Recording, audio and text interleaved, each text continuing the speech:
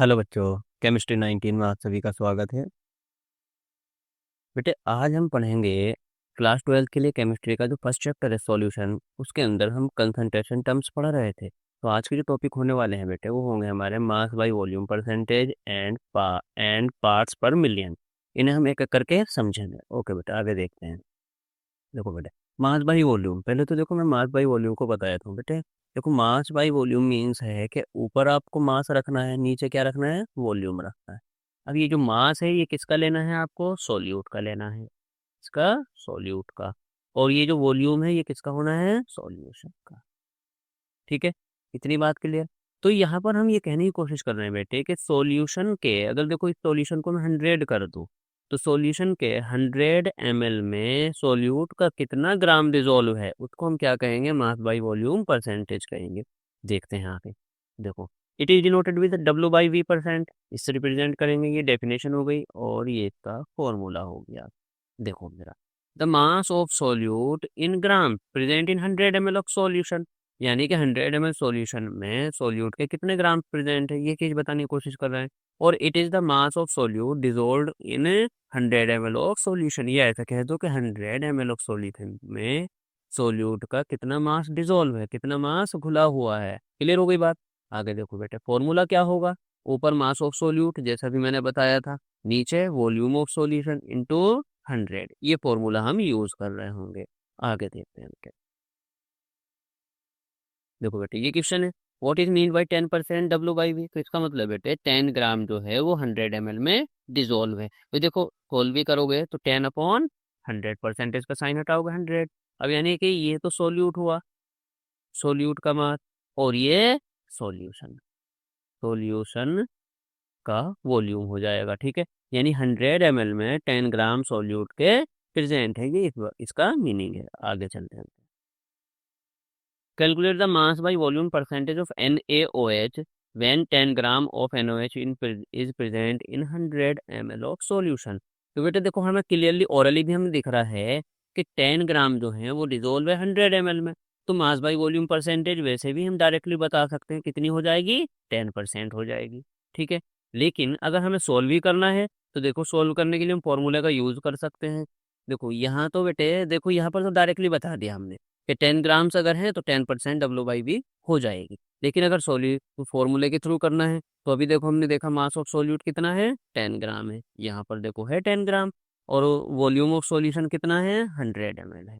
अच्छा अब आगे देखो फॉर्मूला हमने क्या पढ़ा, देखो फॉर्मूला हमने पढ़ा है बेटे mass of solute upon volume of solution into 100। अब यहाँ पर देखो अगर वो वैल्यू रखते हो आप तो मास ऑफ सोल्यूट की वैल्यू कितनी है बेटे, देखो यहाँ मैं यहाँ रखता हूँ देखो 10, और वॉल्यूम ऑफ सॉल्यूशन कितना है, 100 है, इनटू 100।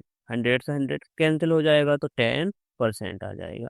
देखो ठीक, तो 10/100 इंटू 100 इक्वल्स टू 10%। आगे देखो बेटे पार्ट्स पर मिलियन।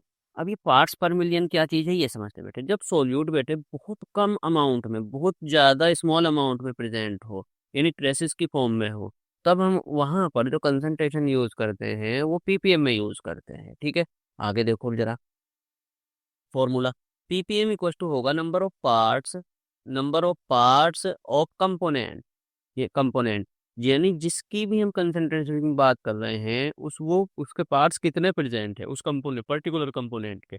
आगे देखो टोटल नंबर ऑफ पार्ट्स और upon total number of parts of all components in a solution, किसी सॉल्यूशन में टोटल कंपोनेंट कितने हैं, उनके कितने पार्ट्स हैं, और उसके अंदर यानी ऊपर जिस पर्टिकुलर कंपोनेंट की हम कंसंट्रेशन की बात कर रहे हैं वो ऊपर रखनी है उसका नंबर, इंटू 10⁶। देखो अभी इसे हम जब ये फॉर्मूले के थ्रू न्यूमेरिकल करेंगे, इसका क्वेश्चन करेंगे तो ये और अच्छे तरीके से क्लियर हो जाएगा। आगे देखो बेटे, देखो पहले तो एक एग्जाम्पल देखो समझ लो कि कहाँ कहाँ हम इस तरीके का यूज कर लेते हैं।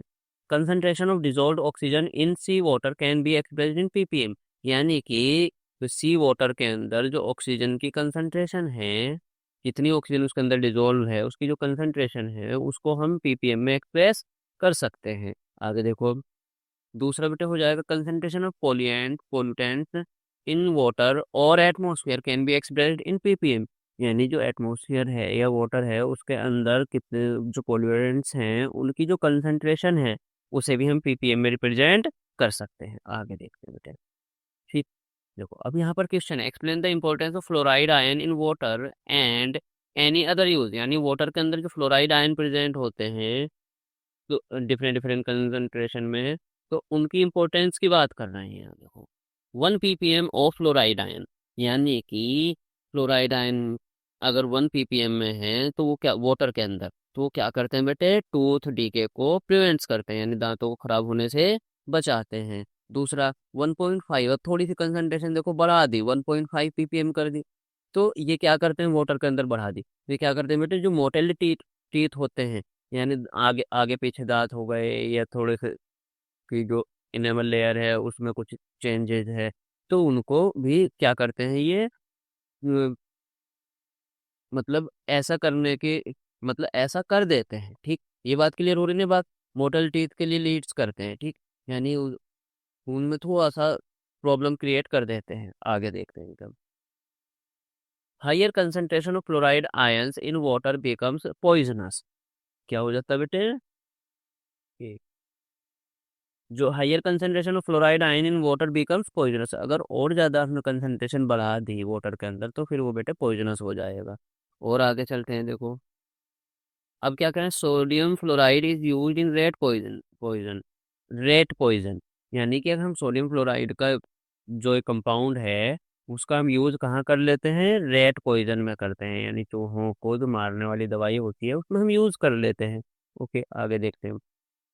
ये एमसीक्यू बेटे, चार ऑप्शन दिए गए हैं। Water pollution can be measured in, अभी हमने पढ़ा है पीपीएम में मेजर करते हैं, बहुत आसान है। आगे चलते हैं, मोल फ्रैक्शन। ठीक है, मोल फ्रैक्शन बेटे हमारी नेक्स्ट वीडियो होगी जिसके अंदर मोल फ्रैक्शन को डिटेल में पढ़ेंगे। आज की वीडियो में इतना ही। अगर बेटा आपको हमारी ये वीडियो पसंद आई है तो बेटा हमारी इस वीडियो को लाइक कीजिए, शेयर कीजिए और हमारे इस चैनल को सब्सक्राइब कीजिए ताकि आने वाली वीडियो का नोटिफिकेशन आपको टाइम से मिल जाए। Thank you very much.